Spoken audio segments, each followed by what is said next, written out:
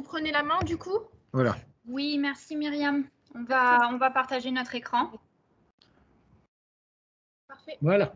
Voilà. Alors, vulnérabilité et résilience, c'est tout un problème.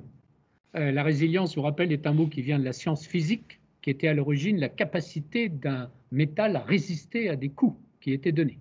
On en a fait, on l'a étendu à la psychologie et à la sociologie. Alors, on va vous écouter sur cet équilibre entre la vulnérabilité et la résilience dans les problèmes qui nous intéressent en période de crise sanitaire. C'est à vous. Merci beaucoup. Tout le monde m'entend bien? Ça va? Oui. C'est bon? Ok. Et j'espère que vous voyez le PowerPoint aussi. Donc bonjour à toutes et à tous. Je vous remercie donc de nous laisser la parole cet après-midi. Ma collègue Anne-Catherine Chardon et moi-même, donc nous allons effectivement aborder la question des effets de cette crise Covid-19 sur les territoires, en particulier sur les villes. Et comme vous venez de le dire, Monsieur Béchade, on va essayer de le faire en tout cas à travers le prisme des notions de vulnérabilité et de résilience. Donc, ça ne marche pas. Vous m'entendez? Oui, oui, Mathilde. Ah. Oui, on entend ça y très est, c'est bon. Ça fonctionne là? Ça change pour vous aussi? Oui. Allez, c'est super, merci. Ça fonctionne très bien. Je vous remercie. Donc, comme je voulais donc commencer par vous dire, finalement, ça a été dit aussi en introduction de cette seconde conférence, cette crise sanitaire nous apparaît soudaine, mais finalement, elle était prévisible à plusieurs égards, hein, au regard de l'histoire déjà. Effectivement, nous avons toujours vécu avec les pandémies. Et pour en témoigner, j'ai retrouvé un document qui a circulé sur différents médias il y a quelques mois de ça. C'était l'attestation, le laissez-passer de la peste de 1720 à Marseille, qui nous rappelle étrangement un petit document que nous devions porter sur nous en permanence il y a quelques semaines et quelques mois de ça. J'ai également trouvé quelques extraits littéraires. Donc là, je vous ai mis un extrait du Choléra morbus à Paris, qui est un texte du 19e siècle, qui a été rédigé par Anaïs Bazin. Et qui traite peu ou prou des mêmes choses que nous avions vécues pendant quelques mois, quelques semaines, mais qui néanmoins se passaient au 19e siècle. Et puis plus proche de nous, des extraits aussi de deux livres blancs, un livre blanc de 2008 et un livre blanc de 2013, qui ont tous deux été rédigés par la Défense et Sécurité nationale et qui avertissaient déjà d'un risque de pandémie très probable, hein, de pandémie internationale très probable, qui affecterait les territoires, notamment les villes, dans une plus ou moins grande mesure. Donc finalement, on se rend compte que cette crise qui nous apparaît soudaine était prévisible. Ce qu'on a voulu montrer aussi avec Anne-Catherine à travers cette présentation, puisque nous sommes toutes les deux géographes, c'est que la pandémie Covid-19 apparaît à bien des égards comme un objet finalement d'étude pour le géographe. Et ce, pour plusieurs raisons, puisque effectivement le traitement de ce sujet nous permet d'aborder tour à tour la question des aléas, des vulnérabilités, des risques, de la résilience aussi, dont on va parler plus précisément tout à l'heure, mais comme vous le voyez sur cette diapositive, de bien d'autres sujets que nous n'aborderons pas par faute de temps, mais effectivement, on a vu que la pandémie de Covid-19 avait aussi des effets sur les questions de migration, de circulation, et aussi d'un point de vue économique, de localisation et de relocalisation de l'activité économique.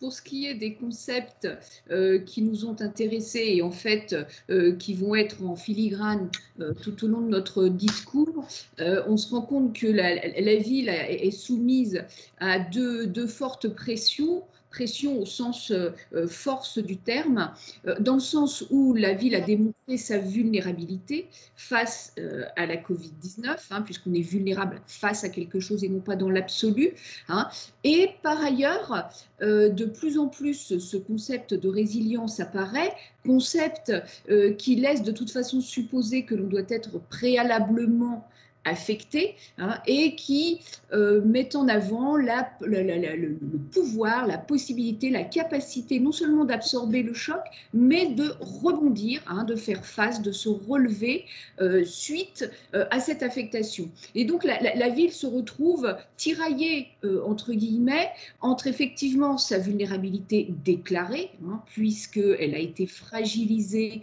par l'impact de la Covid-19, elle est fragilisée, et par ailleurs, elle cherche, au travers de différents chemins, de différents outils, à renforcer sa résilience. Et donc, voilà, nous, on s'intéressera plus particulièrement au thème du logement dans ce contexte-là, hein, mais ce sont deux concepts vraiment très intéressants à prendre en compte dans cette analyse de la ville actuellement. Comme exemple de facteurs de vulnérabilité donc face à la Covid-19, sur un plan très général, hein, sans rentrer dans les détails bien évidemment, on a la mondialisation et donc la circulation des différents flux, que ce soit de marchandises, de personnes, donc à l'échelle mondiale, et dont on voit combien on est obligé de les freiner pour effectivement essayer de diminuer la vulnérabilité des territoires face à la Covid, la densité démographique bien évidemment, puisque l'une des mesures est tenter de faire diminuer cette densité et donc de nous espacer les uns des autres sur les territoires concernés. Et par ailleurs, les différentes politiques de la ville qui se sont succédées en France et ailleurs, hein, font aussi, s'avèrent également être ou faire partie effectivement des facteurs de vulnérabilité face à la Covid, hein, de par l'aménagement du territoire, de par la forte concentration des populations au sein d'édifices en hauteur, etc., etc. Et finalement, on peut retrouver au sein d'un schéma ce déroulement en différentes étapes qui nous font partir donc d'une situation de vulnérabilité face à la Covid, ce qui a entraîné donc une matérialisation du risque au travers donc de la formation, de la construction de cette crise sanitaire, et qui nous permet ensuite, au travers de différentes solutions et adaptations, de construire tout un processus de résilience. Voilà, et à travers donc ces deux concepts de vulnérabilité et de résilience, ce que l'on a souhaité faire pour cette présentation, c'est de réinterroger finalement les différentes fonctions de la ville. Alors ici, pour les connaisseurs, on va retrouver des fonctions un peu anciennes, hein, qui datent de la Charte d'Athènes de 1930, travailler, se loger, circuler, se récréer. Ça nous fait penser à Le Corbusier sans vouloir faire des rimes, hein. Évidemment, aujourd'hui, on sait que l'urbanisme s'envisage de manière beaucoup plus holistique, hein, c'est beaucoup moins segmenté que cela. Mais avec Anne-Catherine, on a pris le parti d'analyser ce sujet, cette thématique de la Covid-19, à travers plutôt ces différentes fonctions qui évidemment vont s'accompagner d'autres fonctions très importantes, hein, l'éducation, le fait de se soigner ou le fait de consommer par exemple. Donc c'est vraiment ce parti pris que nous suivrons lors de nos différentes présentations. On a aussi pris le parti de segmenter finalement cette présentation en deux temps. Donc le premier temps auquel on assiste maintenant, hein, c'est-à-dire la présentation des effets de la crise sur les espaces privés clos en faisant le choix de se focaliser sur les logements.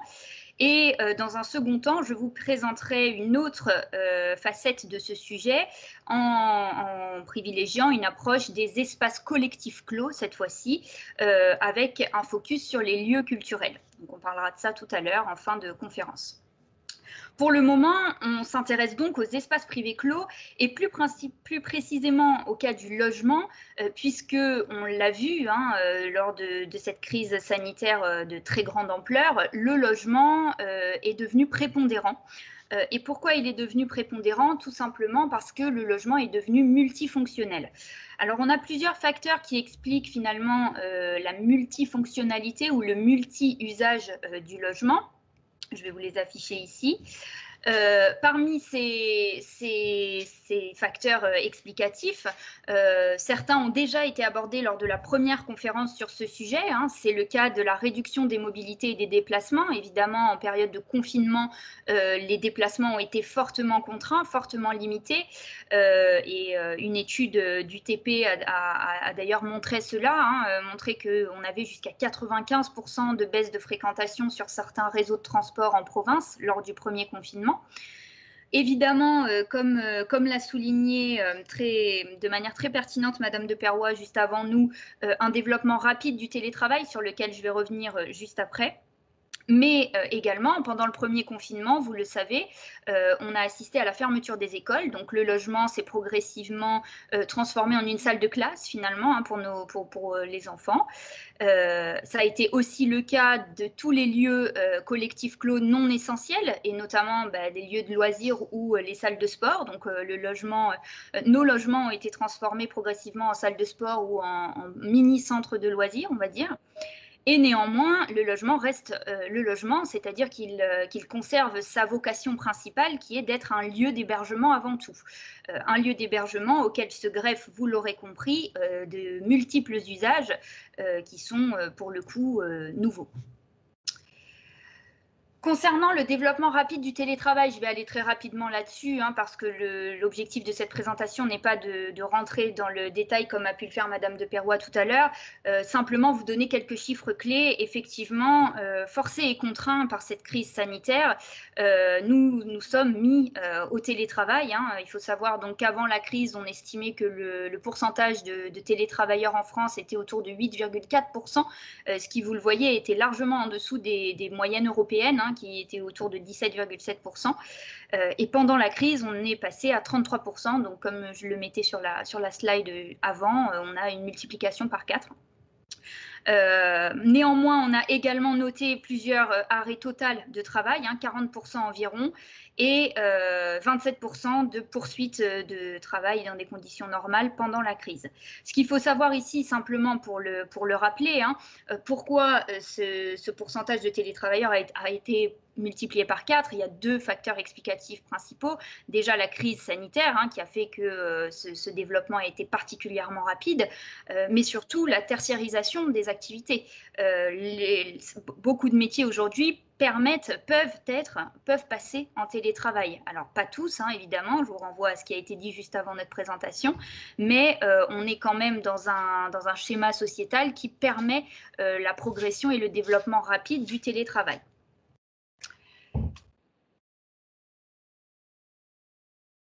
Anne-Catherine. Je poursuis. Concernant le logement dans ses aspects intérieurs plus particulièrement, on assiste toujours à l'émergence, alors peut-être pas de nouvelles problématiques, mais elles deviennent beaucoup plus, disons, aiguës dans leur expression, à savoir un logement bien souvent inadapté à la multifonctionnalité ou au multi-usage, hein, comme le disait Mathilde, le logement est devenu le lieu du tout. Ce qui a entraîné bien évidemment au sein des murs des effets de surpeuplement bien sûr, hein, la promiscuité, ce qui a été beaucoup, ce qui a été un déclencheur aussi du mal-être à l'intérieur des logements, ce sont les aspects architecturaux qui ne facilitent pas la relation intérieure-extérieure, donc l'absence d'extérieur, l'absence d'espace vert, l'absence de commun. Hein. Et puis, on a assisté aussi de manière tout à fait particulière et sur un plan beaucoup plus sociologique à des problèmes indirects de cette exiguïté des logements et de ce confinement avec une hausse des violences. Hein, violence conjugale, violence familiale, bien sûr de l'insalubrité, du mal logement et pour illustrer ce discours et avec des chiffres quand même très frappants et qui interpellent et qui ne cessent d'interpeller, une augmentation de 40% des violences conjugales lors du premier confinement et de 60% lors du second. C'est vraiment énorme, hein, et ça démontre que effectivement l'architecture en elle-même, la manière de penser les lieux de vie représente en soi des facteurs de vulnérabilité dans des contextes particuliers. Par ailleurs, et pour tenter, disons, de relancer un discours ou d'interroger, parce que c'est beaucoup plus le but de notre présentation à Mathilde et à moi-même, plutôt que de rentrer dans le détail, hein, c'est de lancer des pistes de réflexion ou de poursuivre sur des pistes de réflexion, hein, puisque ce sont effectivement des interrogations que nous avons dans le monde des chercheurs et voire de la population en général depuis déjà de longs mois, quasiment une année, hein. Ces mouvements, ces flux sur les territoires qui ont pu être entraînés suite à la pandémie, à savoir ce qu'on a appelé un exode urbain durant le moment du confinement, puisqu'on a assisté, pour le cas plus particulier de la région parisienne, et ben effectivement à une fuite vers des territoires beaucoup moins denses des franciliens sur les mois de mars, avril, mai, hein, puisque l'INSEE a recensé 11% donc de Parisiens en dehors de l'Île-de-France durant cette période. Donc effectivement, on pourrait parler d'un exode urbain à ce moment-là, mais à présent, le concept en lui-même est difficilement applicable, hein. On pourrait plus penser éventuellement au cas par cas et de manière quand même assez ponctuelle à une mobilité résidentielle permanente ou temporaire ou permanente, hein, l'histoire le dira, parce qu'en fait on est encore en plein dedans, on n'a pas suffisamment de recul pour réellement avancer non seulement des chiffres mais faire aussi des prévisions, hein, en sachant de plus que cette réalité elle est contrastée en fonction du profil social, hein, comme ça a été dit tout à l'heure, tout le monde ne peut pas télétravailler, tout le monde n'a pas les moyens d'avoir une seconde résidence par exemple, hein, et par ailleurs s'il était éventuellement envisageable, même en possédant une seconde résidence, de s'exiler complètement durant 2-3 mois, prendre la décision de s'exiler entre guillemets pour toujours n'est peut-être pas forcément évidente. Donc il y a aussi un effet de temporalité facteur qu'il faut mettre dans l'équation, hein, lorsqu'on réfléchit à ces concepts-là d'exode urbain ou de flux temporaire ou permanent des populations depuis les métropoles vers les zones plus détendues. Par ailleurs, on assiste également, on continue à assister à un impact quand même relativement fort sur le monde de l'immobilier et sur le secteur de la construction de manière plus générale, avec donc des fluctuations concernant le domaine de l'immobilier sur les transactions et sur les prix, transactions autant concernant les ventes que concernant la location nue ou de meublés, hein, et concernant les prix bien évidemment, et par ailleurs sur la construction concernant l'attribution donc de permis de construire et les mises en chantier. Un exemple particulier sur les transactions au niveau des logements neufs réservés à la vente, vous pouvez voir au cours des 3 premiers trimestres 2020 les pourcentages en comparaison, ou les chiffres en comparaison des chiffres 2019, hein, et on voit bien donc une baisse de 24,2% au premier trimestre, de quasiment 42% au second trimestre et de 16% au troisième trimestre. Concernant les prix, il reste 1 minute. Hein. D'accord. Concernant les prix, donc une augmentation tout de même assez significative de 10% sur les bâtiments ou sur les logements présentant un extérieur.